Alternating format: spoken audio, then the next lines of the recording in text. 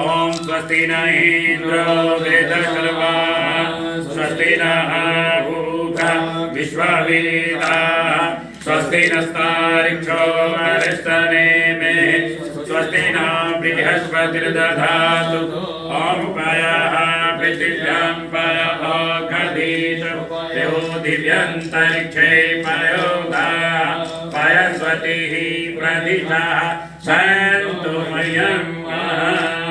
आज का जो कार्यक्रम हमने रखा था दीपावली मिलन समारोह, ये पहली बार रुड़की में हमने आयोजन किया है दीपावली मिलन कार्यक्रम इस ज्योतिष गुरुकुलम में, जिससे सब लोग आवें, धर्म की चर्चा हो, दीपावली का महत्व क्या है, धर्म का महत्व क्या है, इसका मर्म क्या है, इसी पे चर्चा हुई। यहाँ सभी विद्वान पधारे हैं, सभी लोगों ने बहुत ही अच्छे उद्गार प्रकट किए हैं जो हमारे शास्त्रों में है, वेदों में है, पुराणों में है, उसका यहाँ पर व्याख्यान दिया गया है। युवा पीढ़ी अपने धर्म और त्योहारों को पर्व के रूप में मनाए, उसका वैज्ञानिक अनुसंधान समझे कि हमारे ऋषि मुनियों की क्या संकल्पना, क्या परिकल्पना थी, वेदों में इसका रहस्य क्या है, पुराणों में क्या है, लक्ष्मी क्या है, अलक्ष्मी क्या है, ये सब हमने बताया है। समुद्र मंथन कैसे हुआ, विचारों का समुद्र मंथन से माँ कमला लक्ष्मी प्रकट हुई हैं, तो किस प्रकार इसका रहस्य है, तो ये सब बातें चर्चा हुई हैं। और आगे भी अगले साल हम बहुत बड़े स्तर पर दीपावली मिलन का कार्यक्रम करेंगे। गो पूजन पर अभी आपने एक बात कही थी, उसके बारे में थोड़ा सा विस्तार से बताइए। गौ तो साक्षात 33 कोटि देवताओं की माँ है और भगवान श्री कृष्ण नंगे पांव गौ सेवा करते हैं, तो गौ तो मेरे हृदय के करीब है और गौ माता राष्ट्र माता घोषित हो, यही हम माननीय प्रधानमंत्री श्री नरेंद्र मोदी जी से मांग करते हैं कि गौ माता को राष्ट्र माता का दर्जा मिले।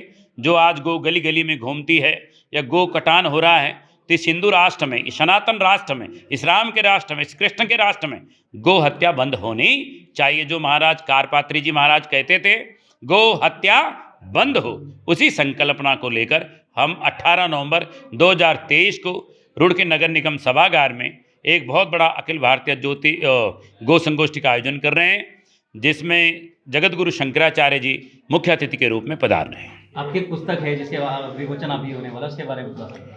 वो गौ संहिता नाम की पुस्तक मैंने लिखी है, पुराणों से वेदों से कि समुद्र मंथन से कैसे गौ प्रकट हुई, गौ का महत्व क्या है, गौ के दूध में कितने प्रकार के विटामिन, लवण, खनिज रहते हैं, स्वर्ण क्षार कैसे रहते हैं, सूर्य केतु नाड़ी गौ में किस प्रकार काम करती है, और गौ माता के दूध का वैज्ञानिक और धार्मिक आध्यात्मिक महत्व क्या है, गोवर्धन क्या है, इन सब पे मैंने उस पुस्तक में लिखा है और दर्शकों को, पढ़ने वालों को बहुत पसंद आएगी। सर्वप्रथम तो मैं आदरणीय आचार्य सेमवाल जी का बहुत बहुत धन्यवाद करूंगा सनातन धर्म को जोड़ने में, और सनातन धर्म की आत्मा पंच प्राण गौ, गंगा, गीता, गायत्री, गोपाल, पंच प्राणों के माध्यम से, पंच देवताओं के माध्यम से जो सनातन धर्म में जागृति ला रहे हैं, उसके लिए बहुत बहुत आभार। ऐसा ऐतिहासिक कार्य सनातन धर्मावलंबियों को इनका अनुसरण करना चाहिए। और जो गौ माता के ऊपर जो पुस्तक लिखी है उसे सभी लोगों को पढ़ना चाहिए, क्योंकि सनातन धर्म के जो मूल हैं वो गौ, गंगा, गायत्री, गीता और गोपाल ही हैं। दीपावली मिलन का ये समारोह इसलिए भी ज़रूरी है क्योंकि हम कहते हैं अखंड भारत कोई भूमि का टुकड़ा नहीं है कि आपने भूमि के टुकड़े जोड़ लिए तो अखंड हो जाएगा। मानसिक रूप से अखंड होना चाहिए, आत्मिक रूप से अखंड होना चाहिए। जातियाँ, देश विदेश, प्रदेश, भाषा के माध्यम से जो भी दूरियां हैं वो समाप्त। तो हम सब सनातनी हैं, हम सब हिंदू हैं, हम हिंदू राष्ट्र में हैं। ऐसा भाव जब सबके अंदर हो जाएगा तो अखंड भारत हो जाए। इसी के लिए आदरणीय सेमवाल जी कार्य कर रहे हैं, हम सबको इनका अनुसरण करना चाहिए। गोवर्धन को आप खुलकर बताइए। अच्छा, गोवर्धन का जैसा कि हम सभी जानते हैं, हमने बचपन में भी सुना था, इंद्र का अहंकार ध्वस्त करने के लिए भगवान ने गोवर्धन को उठाया था। और ये भी दिखाने के लिए था कि भक्ति में बड़ी शक्ति है। अहंकार कितना भी बड़ा हो, कितना भी बड़ा अधर्मी हो, पापी हो, कितना भी बड़ा शक्तिशाली हो, उसके साथ जब उसके सामने भगवान खड़े हो जाएं, जब आपके साथ भगवान हो, तो आप उसका विध्वंस कर देते हैं, उसके अहंकार का मर्दन कर देते हैं। और इसलिए भी गोवर्धन मनाया जाता है और भगवान कृष्ण का ये पर्व है, हम सभी को मनाना चाहिए।